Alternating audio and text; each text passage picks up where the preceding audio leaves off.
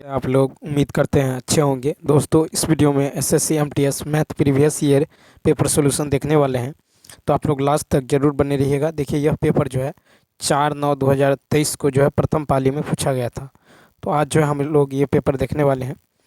देखिए, इसके अलावा यदि आप रीजनिंग, जीके जीएस और इंग्लिश का प्रीवियस ईयर पेपर सॉल्यूशन देखना चाहते हैं तो आप यूट्यूब पर सर्च कीजिए the competitive law SSC MTS reasoning classes, GK GS classes या इंग्लिश क्लासेस। जो देखना चाहते हैं आपको मिल जाएगा। तो चलिए शुरू करते हैं। शुरू करने से पहले यदि आप नए हैं तो चैनल को सब्सक्राइब कर लीजिए, बेल आइकन को प्रेस कर दीजिए और एक बार वीडियो को शेयर कर दीजिए। फर्स्ट है कि एक उत्पादक अपने उत्पादों को एक थोक व्यापारी को बेचने पर 10% का लाभ अर्जित करता है। थोक विक्रेता इसे खुदरा विक्रेता को बेचकर 15% का लाभ अर्जित करता है। खुदरा विक्रेता इसे बेचकर 25% का लाभ अर्जित करता है। एक वस्तु के उत्पादन की वास्तविक लागत क्या है जिसके लिए ग्राहक इतना रुपया जो है भुगतान करता है। तो मान लेते हैं कि वास्तविक लागत यदि x है तो ये हो जाएगा x। 10% का लाभ तो 110/100 हो जाएगा। फिर 15% का लाभ तो 115/100। फिर 25% का लाभ तो 125/100। ये जो बराबर हो जाएगा, ये बराबर होगा 12,650 के। ठीक है, 12,650। तो इसको सॉल्व करेंगे तो यहाँ से जो है आपको x का मान निकल जाएगा। x का मान निकल जाएगा आपको, देखिए ये 0 से 0 कैंसिल हो जाएगा। ठीक है, तो ये हो जाएगा x का मान निकल जाएगा 8,000। ठीक है, कितना निकल जाएगा 8,000, यानी ए ऑप्शन। नेक्स्ट क्वेश्चन देखिए। फिर है कि 200 मीटर और 325 मीटर लंबे दो रेलगाड़ी समांतर पटरियों पर क्रमशः 78 किलोमीटर प्रति घंटा और 60 किलोमीटर प्रति घंटा की चाल से चल रही हैं। यदि वे एक ही दिशा में चल रही हैं तो कहता है कि तेज़ रेलगाड़ी धीमी रेलगाड़ी को कितने समय में पार करेगी। तो यहाँ पे दोनों जो है, यहाँ पे देखिए एक दूसरे को पार करने में लगा समय जो होगा, दोनों ट्रेन की लंबाई यानी 200 + 325 और बट्टा में हो जाएगा यहाँ पे सापेक्ष चाल यानी 78 - 60, क्योंकि समान दिशा में जाता है। इसको मीटर पर सेकंड में कन्वर्ट करेंगे तो 5/18 से गुना कर लेंगे। ठीक, तो ये हो जाएगा आपको ऊपर में हो जाएगा 525 यानी 525, नीचे में हो जाएगा आपको ये हो जाएगा 8, ये हो जाएगा 2। ठीक है, 18 से 18 कैंसिल हो जाएगा, यहाँ पे हो जाएगा 5 यानी 105 यानी इतना सेकेंड, 105 सेकेंड यानी डी ऑप्शन। नेक्स्ट फिर देखिए कहता है कि तीन मापने वाले ट्रेप क्रमशः 64 सेंटीमीटर, 72 सेंटीमीटर, 96 सेंटीमीटर लंबे हैं। वह सबसे कम लंबाई क्या है जिसमें से किसी भी टेप द्वारा सटीक रूप से मापा जा सकता है। तो यहाँ पे क्या करेंगे, देखिए तो अभिष्ट जो है लंबाई निकालेंगे तो ये 64, 72 और 96 का निकालेंगे लॉसो। ठीक है, लॉसो निकालेंगे तो इसका लॉसो आ जाएगा आपको कितना, 576। कितना आ जाएगा, 576। तो कहता है तीन जो है मापने वाले टेप क्रम से इतना इतना लंबे हैं। कहता वह सबसे कम लंबाई क्या है जिससे इनमें से किसी भी टेप का सटीक रूप जो है मापा जा सकता है। तो ये हो जाएगा 576 यानी ए ऑप्शन। नेक्स्ट फिर देखिए कहता है जूली और राहुल एक साथ एक कमरे की पेंटिंग का काम करता है, 12 दिनों में करता है। यदि जूली अकेला 20 दिनों में पेंट करता है तो राहुल अकेले। तो यहाँ पे देखिए तो कहता है राहुल अकेले, तो राहुल जो करेगा ये करेगा 12 × 20 बटा में 20 - 12 यानी निकल जाएगा 8, 4 तिया 12, 4 दूनी 8, 2 दाहिनी 20 यानी कितना, 30 दिन यानी सी ऑप्शन। नेक्स्ट क्वेश्चन देखें। फिर है कि एक टीवी सेट को 16,800 रुपये में बेचने पर एक विक्रेता को 20% का लाभ होता है। यदि उत्पादन लागत में 20% की वृद्धि की जाती है तो सेट का नया विक्रय मूल्य ज्ञात करें ताकि 20% का लाभ हो। ठीक है, तो नया विक्रय मूल्य ज्ञात करना है। ठीक है, तो देखिए इतना रुपये में बेचने पर विक्रेता को 20% का लाभ होता है। तो नया जो क्रय मूल्य होगा ये होगा 16,800 और 20% का लाभ कर रहा है तो यहाँ पे हो जाएगा आपको 20% का लाभ होता है यदि उत्पादन लागत में 20% की वृद्धि हो। तो ये हो जाएगा 120। ठीक है, इतना रुपये में बेचने पर तो 100/120 यदि करेंगे तो 0 से 0 कट जाएगा। ठीक है, ये हो जाएगा आपको ये जो कट जाएगा इतना रुपये में बेचने पर। ठीक है, तो यहाँ से ये कैंसिल हो जाएगा, 12 × 12 और 12 देखिए यहाँ पे जो हो जाएगा, इसको ऐसे बना लेते हैं कि 168 00, ठीक है। तो 120 बटा में यदि 100 करेंगे, ठीक है, 2 जीरो से 2 जीरो कैंसिल होगा, तो यहाँ पे जो हो जाएगा, या नहीं तो 16,800, ठीक है, 16,800 इंटू, फिर कहता है कि 20% की वृद्धि करते हैं। 20% की वृद्धि यदि करेंगे तो 120 बटा में 100 होगा, ठीक है। तो 120 बटा में 100, 2 जीरो से 2 जीरो कैंसिल, यहाँ पे होगा 0, ठीक है, 12, ये हो जाएगा कितना, ये हो जाएगा 6120, ठीक है, 6120। तो यहाँ पे जो हो जाएगा आपको 20% का लाभ, फिर 20% की वृद्धि, यानी 20,160 रुपया, सी ऑप्शन हो जाएगा, ठीक है, 20,160 रुपया हो जाएगा।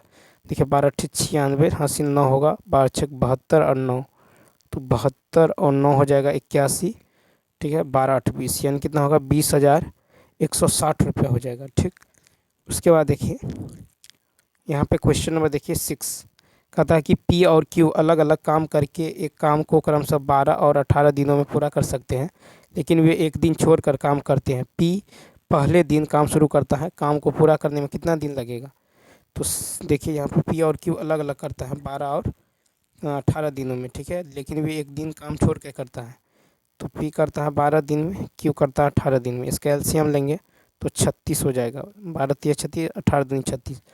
कहता लेकिन वे एक दिन छोड़कर काम करते हैं, यानी पहला दिन पी करता है, फिर दूसरा दिन जो है क्यू करता है। तो 2 दिन में कितना काम हो रहा है, 5, लेकिन करना है कितना, 36, ठीक है, 36 काम करना है। 7 पंचे 7 से गुना कर दीजिएगा, तो 14 दिन में कितना काम हो रहा है, 35, 14 दिन में 35।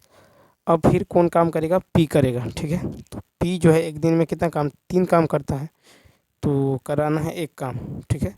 तो 3 काम करता है, कराना है आपको एक ही काम। तो ये हो जाएगा आपको 14 सही 1/3, ठीक है, 14 सही 1/3 दिन हो जाएगा, ठीक है। यानी इसका राइट आंसर हो जाएगा 14 सही 1/3, यानी इसका राइट आंसर होगा तीसरी ऑप्शन। नेक्स्ट देखिए, फिर कहता है 5 फॉर्म द्वारा उत्पादित अंडों की संख्या जो है आपको दे दिया गया है, ठीक। कहता है वर्ष 2020 में फॉर्म एम और पी द्वारा उत्पादित दर्जनों अंडा का क्रमशः अनुपात क्या है। तो साथ में देखिए अभिष्ट अनुपात जो हो जाएगा, तो 2020 में पी और एम द्वारा, तो पी और एम 2020, तो देखिए पी पहले आम लेंगे तो 768, और पी लेंगे तो कितना है 864, इसको काट देंगे, ये कट जाएगा 8 9 मरतबे, तो 8:9, सी ऑप्शन। नेक्स्ट फिर देखिए कहता है एक कार जो है डीजल 8% वार्षिक की साधारण ब्याज दर पर 2 वर्ष की अवधि के लिए एक बैंक से इतना रुपया ऋण लेता है। यदि वह 2 वर्षों की अवधि के अंत में पूरा ऋण चुकाता है तो उसे कितना भुगतान करना होगा। तो यहाँ पे यदि देखें तो यहाँ पे हो जाएगा, आपको ब्याज निकालेंगे तो मूलधन गुने समय गुने दर बटा में 100, 2 जीरो से 2 जीरो कट जाएगा, 8 दूनी 16 दूनी 32, यहाँ पे हो जाएगा 3200, ठीक। अब निकाल लीजिए कुल देय यानी मिश्र धन, तो मिश्र धन होता है मूलधन जोड़ ब्याज, तो यहाँ पे हो जाएगा 3200, तो 3200 प्लस 20,000 इसको जोड़ेंगे तो ये हो जाएगा कितना, 232,000, ठीक है, तो 23,200 हो जाएगा, यानी इसका राइट आंसर हो जाएगा डी ऑप्शन। नेक्स्ट फिर देखिए यहाँ पे कह रहा है कि 2019 और 2020 में क्रिकेट और फुटबॉल खेलने वाले खिलाड़ियों की कुल संख्या। तो 2019 और 2020 में क्रिकेट और फुटबॉल खेलने वाले खिलाड़ियों की कुल संख्या, तो ये है क्रिकेट, ये है फुटबॉल, 2019-2020। तो यहाँ पे देखिए 2019-2020 ये क्रिकेट हो गया आपको, तो क्या होगा 90 प्लस कितना हो जाएगा, यहाँ पे हो जाएगा आपको 90 हो जाएगा प्लस 32 हो जाएगा, प्लस में 29 और प्लस में 34, यानी कितना होगा 185 होगा, यानी डी ऑप्शन। नेक्स्ट देखिए फिर कहता है एक लंबवृत्तीय शंकु की त्रिज्या और ऊंचाई का अनुपात 3:4 है। यदि इसका आयतन इतना है तो शंकु की त्रिज्या की ऊंचाई ज्ञात करें, पाई का मान 3.14 ले। तो यहाँ पे यदि देखें तो यहाँ पे L बराबर क्या होगा, रूट अंडर, यहाँ पे मान लेते हैं 3x 4x, तो ये हो जाएगा 3x का होल स्क्वायर प्लस 4x का होल स्क्वायर, यानी ये हो जाएगा कितना 5x। ठीक है, तो शंकु का आयतन क्या होता है 1/3 pi r square h, 1/3 pi 3.14 pi r square, यानी 3x का whole square pi r square और h 4x, और ये दे दिया गया है 301.44। ठीक है, ये दे दिया गया है आयतन। अब देखिए यहाँ से x का मान निकल जाएगा 2। ठीक है, 2 निकल जाएगा। तिर्यक ऊंचाई L बराबर निकालना है, तो L बराबर क्या है 5x, L बराबर 5x, तो L बराबर होगा 5 × 2 यानी 10 सेंटीमीटर।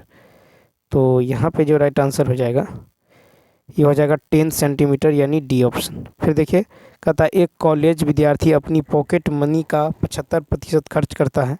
पॉकेट मनी में 20% की वृद्धि होने पर उसके खर्च में 15% की वृद्धि होती है। तो देखिए 100 यदि मान लेते हैं 75 खर्च करता है तो बचाता 25 है।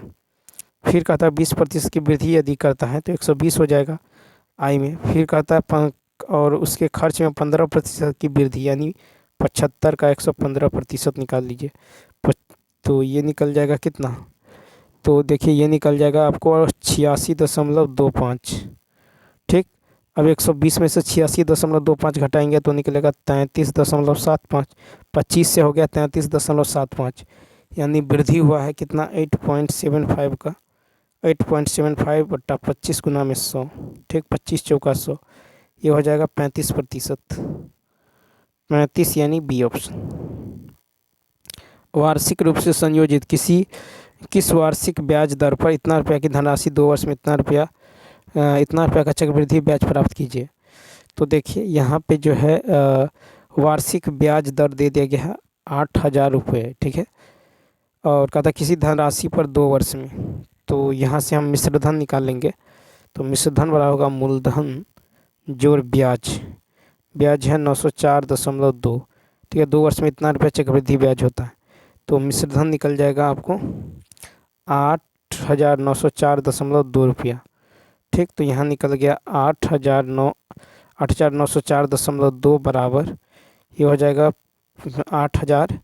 ठीक है, इंटू 1 प्लस इंटू यहाँ पे जो हो जाएगा, देखिए यहाँ पे जो हो जाएगा आपको 100 प्लस r/100। ठीक है, 100 प्लस r/100 के पावर में 2 हो जाएगा। ठीक है, 2 हो जाएगा। तो यहाँ पे है कि किस वार्षिक दर पर 2 वर्ष में इतना रुपया चक्रवृद्धि ब्याज प्राप्त होगा, तो ये हो जाएगा आपको, यानी ये हो जाएगा यहाँ से जो निकल जाएगा आर का मान ये निकल जाएगा कितना, तो 1100 बट्टा में जो है 200, 20 से 20, 2 पंचे 10, 2 पंचे 10, यानी ये निकल जाएगा आपको 5.5, यानी सी ऑप्शन। नेक्स्ट देखिए, फिर कहता है इतना स्क्वायर और इतना स्क्वायर का मध्यानुपात, तो मध्यानुपात होता है √a/b, तो 3 + 2 √2 का होल स्क्वायर इंटू 3 - 2 √2 का होल स्क्वायर। ठीक है, तो यहाँ से निकल जाएगा 3 + 2 √2 इंटू 3 - 2 √2। ठीक है, यानी ये निकल जाएगा आपको 9 - 8, यानी 1 निकल जाएगा, 1 कहे तो डी ऑप्शन। नेक्स्ट, फिर देखिए इसको सॉल्व करना है। 108/36।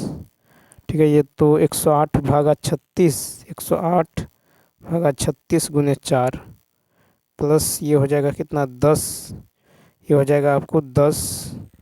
ठीक है, 25 चौका 10 बट्टा में 0.5 माइनस में 10, 4 नामा 9 का 9, 9 दूनी 18, 12 हो जाएगा। ठीक है, 12 प्लस ये हो जाएगा आपको 0 हटाएंगे तो कितना हो जाएगा 20, 20 - 10 यानी 22 कहे तो इसका राइट आंसर होगा डी ऑप्शन। फिर कहता है कि प्रथम 10 अभाज्य संख्याओं का औसत कितना होगा। प्रथम 10 अभाज्य संख्या, तो 2, 3, 5, 7, 11, 13, 17, 19, 23 और 29। ठीक है, 29 बट्टा में हो जाएगा 10, इसको जोड़ेंगे तो 129/10 यानी 12.9 होगा। ठीक है, 12.9 यानी ए ऑप्शन। नेक्स्ट देखिए, फिर कहता है पी और क्यू क्रमशः एक बिंदु ए से बिंदु बी तक एक ही समय पर जो है 32 किलोमीटर प्रति घंटा और 40 किलोमीटर प्रति घंटा की चाल से चलना शुरू करते हैं। यदि यात्रा को तय करने में पी क्यू से 15 मिनट अधिक समय लेता है, तो देखिए चाल का जो है रेशियो निकाल लेते हैं, 32 से 40 है। ठीक, तो टाइम का निकल जाएगा कितना, 40 से 32। ठीक है, 40 से 32 निकल जाएगा। अब इन दोनों में अंतर कितना का है, 8 का है। तो 8 यूनिट जो है 15 के बराबर है। ठीक, 8 यूनिट जो है 15 के बराबर है। तो कहता है ए और ए से बी की यात्रा की दूरी। ठीक है, तो आप देखिए यहाँ पे जो है ये आपको दे दिया गया है 15 मिनट में है। तो ये हो जाएगा 8 यूनिट का मान 15 है, तो 1 यूनिट का मान होगा 15/8। ठीक है, और ये मिनट में है, घंटा में कन्वर्ट करेंगे तो इसको क्या करेंगे, चूँकि 1 घंटा बराबर होता 60 मिनट, 1 मिनट बराबर क्या होगा, तो 1 मिनट बराबर 1 घंटा बराबर होता 60 मिनट, 1 मिनट पर 1/60, ये घंटा हो जाएगा।